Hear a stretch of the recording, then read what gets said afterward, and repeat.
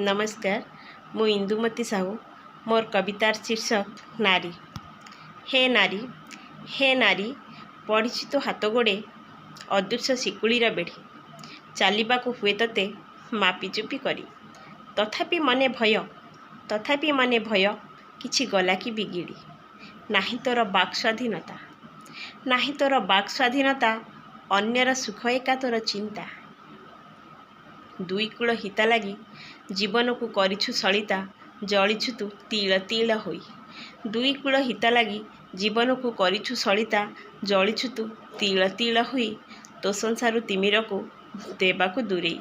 तो संसारु तिमिर को देबाकु दूरेई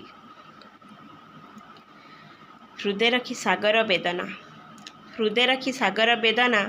मुखे बांटू मिष्ट उक्ति सिना दर्पणर से शक्ति कहीं करिब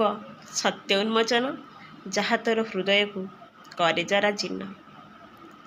अन्यर क्षुधा निवारणे तोर क्षुधा शांत अन्यर क्षुधा निवारणे तोर क्षुधा शांत सेथिपाई तो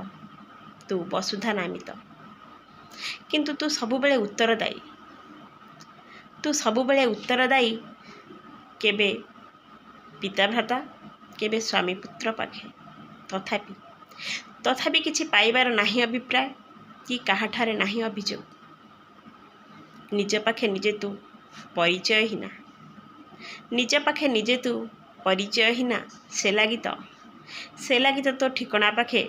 मार्फत प्रयोजन सिना तू नारी समाज किंतु ते उपाधि देइछि तू पर घरी तथापि सारा जीवन चली थाऊ पर को आपणार करी तू नारी। धन्यवाद।